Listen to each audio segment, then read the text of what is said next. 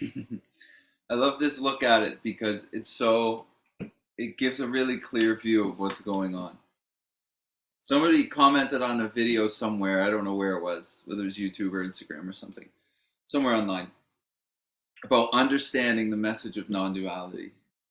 And it's such a beautiful thing to mention because it's like highlights the whole thing.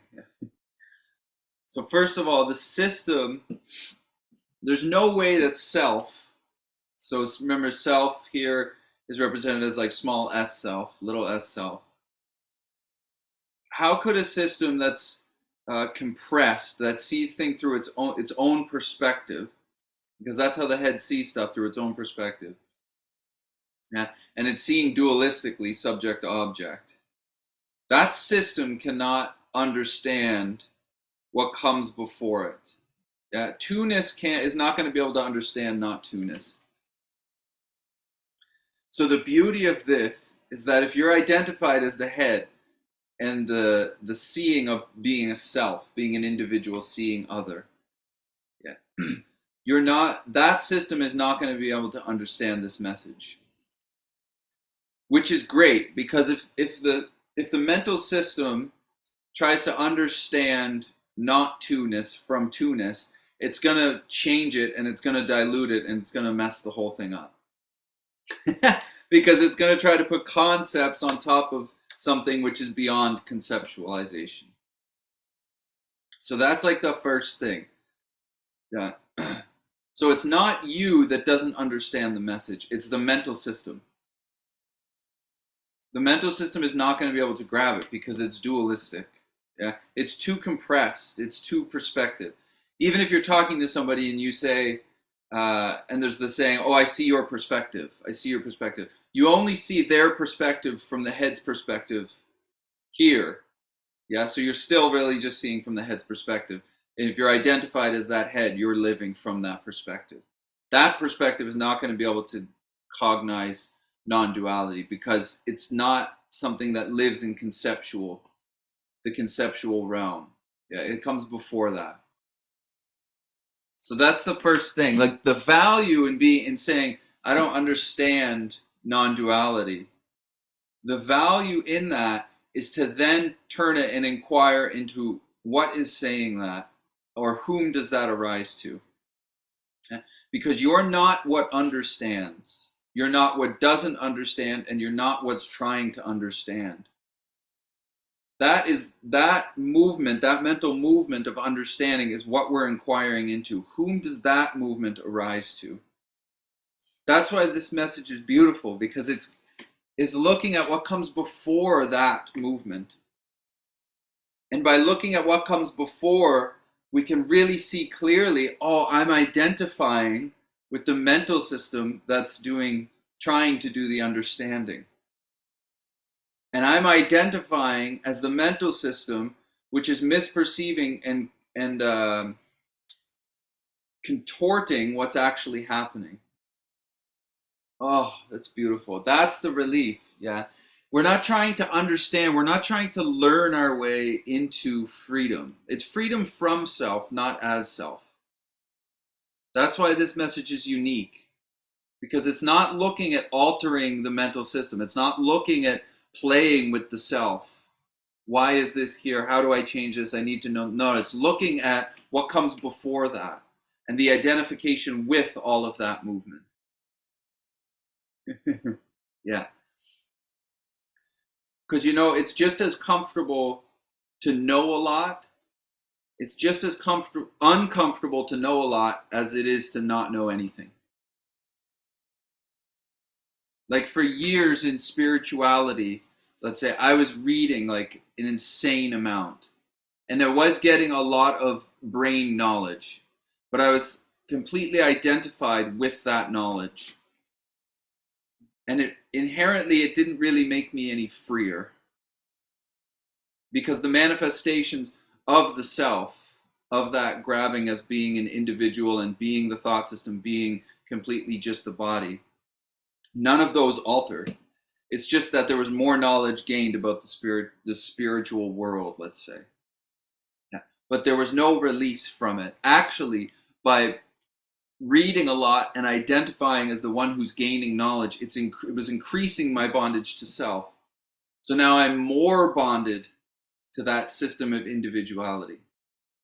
And did it really change a lot of the patterns of the individual? It changed them a little bit, but the deep set ones, it didn't really alter that much. Yeah. So the so the beauty in it is when that comes up, I don't understand I don't understand non-duality. That's a perfect opportunity to look at what is saying that and whom does that arise to. Whom doesn't understand? I don't understand. Well, who am I? Inquire into that movement. Yeah. It's the same like if you're in addiction recovery, you see some people come in and they're really super head smart and they have a really, really hard time with the program. They struggle with it because they're highly bound to that identity of being really head smart, of being of having a lot of knowledge. So then what happens is they try to knowledge their way out of addiction. They try to reason their way out of addiction. But what they don't see is that they are living as the system. Yeah, because alcoholism, for instance, feeds on the mental system. We know that from the big book. Yes? The mental system feeds on my identification as the mental system. So there's all this stuff happening in the head. I'm listening to it and I'm saying, yes, that's me. And then the head is taking me on a ride. Now the head is under the influence of alcoholism, or alcoholism is kind of in that thought system. So now I'm going to be run by alcoholism. You got to see that because it's so important. That like head knowledge is not going to get you out of, it's not going to move you from addictive patterns because you're living as the patterns.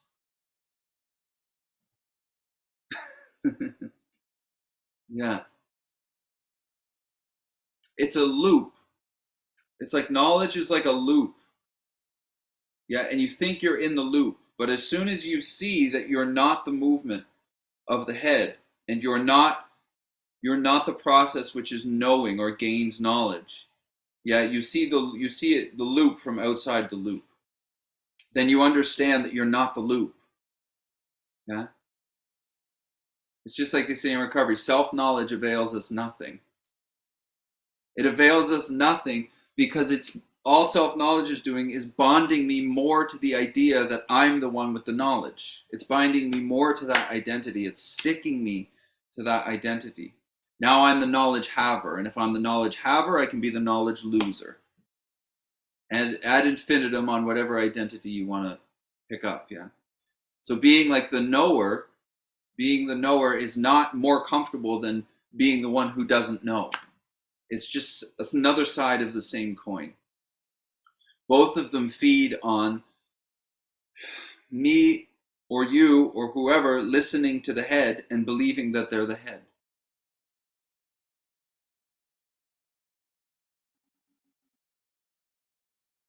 So if that arises that I don't understand what this person is talking about, look at that mental movement. Who doesn't understand? Who does that process arise to? And then that's the message, right? The message isn't really speaking, like Advaita isn't really speaking to you as like the head. It's more like it's telling you what you are before the head.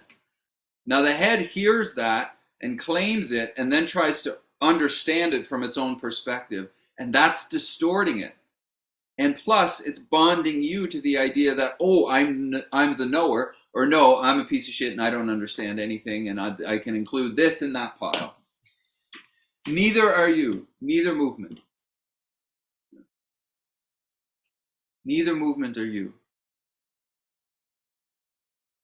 The true knowing is from awareness. It's not from the mental system. So it's inquiring into who's the one that's trying to understand, or what's that movement of saying, I don't understand? Who does that arise to? self-knowledge avails us nothing. That's such a beautiful statement. It comes from the big book in recovery. Self-knowledge avails us nothing. Because if I'm trying to think my way, understand my way out of the system that's doing the understanding, if I'm living as the understander and then I'm going to get more knowledge and understand how to not live as the understander, I'm just reifying the idea that I'm the understander. Yeah. So the way to get free is to see that you're not all of that. And you do that by simply inquiring into it.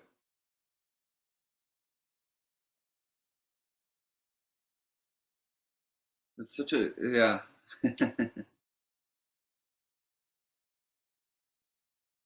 It's like reading, I remember reading all of those books and getting all this mental information and trying to hold on to it, you know? It's like I gave a talk once at this yoga studio, and a lady was saying, "Oh, I don't know how you've learned all this. I don't know how you've learned all this." So the value in that, yeah, is to look at who's the one asking the question there, right? Because you don't learn it. You unlearn what you think you are. Once you see that you are not that, then what you need to know is right there. And then we no longer need to chase knowledge or understanding. It's like there's nothing that's not present within our beingness or awareness that a book is going to tell us. That what we are already knows. It knows before the head knowledge. And it goes beyond non-duality. It's like I feel like this goes into all spiritual practice. Because if we're living in discomfort, anxiety or something, yeah, there's that want to get out of the anxiety because we're living as the system which is anxious.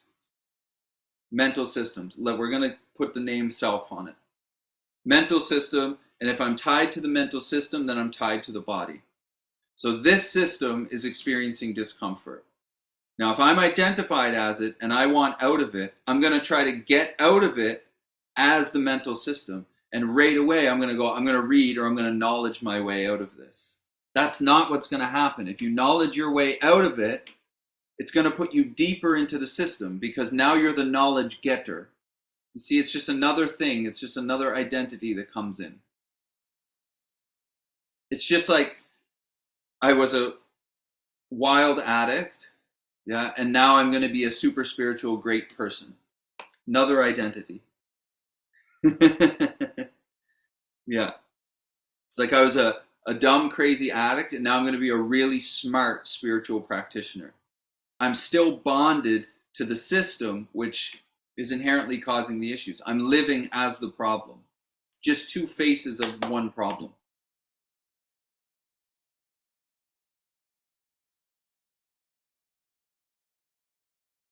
I think it's so vital to see. It's the thing that's given me the most relief. So I just keep repeating it. But we look at it from all these different directions. And this is a big one. This is a big one. Because a lot of times there's the, I don't understand, or this is over my head. Ah, that's a great one. This goes over my head. I mean, that's perfect because your head is going to shift this message and try to make sense of it from its own really claustrophobic point of view. And it's not going to be able to grab it, so it's going to cause a bunch of anxiety. Yeah. But to what you are, yeah, it's very clear. Because Advaita, Vedanta, Chan, Zen, yeah, it's saying you're already that, you're already free. It's about seeing that you're not the mental movement. And what inflames the mental movement is head smart, knowledge. Knowledge not from awareness, but knowing or learning from the head. Now, it inflames that. And then it inflames that identity of I'm the knowledge knower. And if I'm the knowledge knower, you're the knowledge not knower. You see, it's dividing the whole thing. It doesn't make your life more comfortable, trust me. Trust me. It's a finite system. And it can learn a lot of stuff. in the world. It can. But when it comes to getting free, to really getting relief, we're not going to be able to knowledge our way into relief. Because the manifestations of self are still going to live on. If I read every book out there on depression, it's not really going to relieve my depression.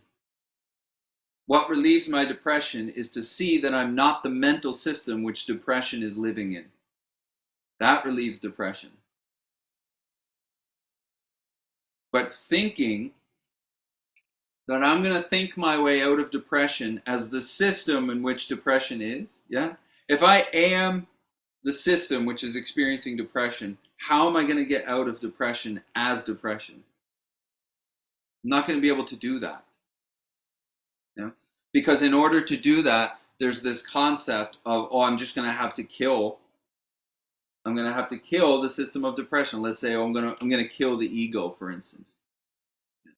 The ego isn't a thing. It's not there's no thing that you take out of your body and say, this is your ego. The ego is just an idea. It's just another movement in the head. So how are you going to kill it? It doesn't truly exist as anything. Yeah. So the value in that, I don't understand. I don't know what this guy's talking about. First of all, it's the head that's saying that. It's not you. So inquire into what is that movement in the head? Whom does that arise to? Yeah, that's where that freedom comes in. And then you see how the head claims everything. You see how the head hears this message, and then it claims that it's the knower right away, almost right away. Now, if I think I'm the system, now I'm living as the knower or the not knower of the message. And that's going to keep flipping back and forth because that's how the head goes. Yeah, you're better off just seeing that you're not the flipping. Just seeing that the flipping is a habit. And then you can drop all the weight of needing to try to understand things. Now, because the understanding, the true understanding comes before. And then you can put down the chasing. Put down the chasing of, I need to understand how to be free. I have to work more self-care. Yeah. If I'm doing things and I'm putting the title self-care on them, if I'm claiming that ownership of the one being the one, yeah, who's doing self-care, then I'm going to be the one who goes the other way, who does myself out of self-care, and then I need more self-care. You see?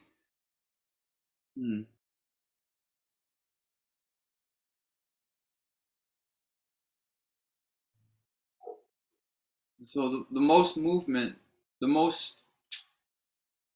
yeah, the most freedom is just to see that you're not that mental system. That you're not, you're before it. You're not the one trying to understand. You're not the one who needs self-care. What needs self-care maybe is the mind and the body. Sure, sure. Yeah, maintenance. You got to keep the thing running, keep it smooth. But if I'm identified as the head and the body only, I'm going to keep needing self-care constantly. Yeah. It's the same with understanding. If I'm identified completely as the mind and the body, and those are uncomfortable, I'm going to identify as the one who keeps needing to know more, and it's going to bond me more and more and more to the idea that I'm the head and the body. I'm going to try to get out of that system as that system. It's never going to work. Self can't get out of self. It's not going to work.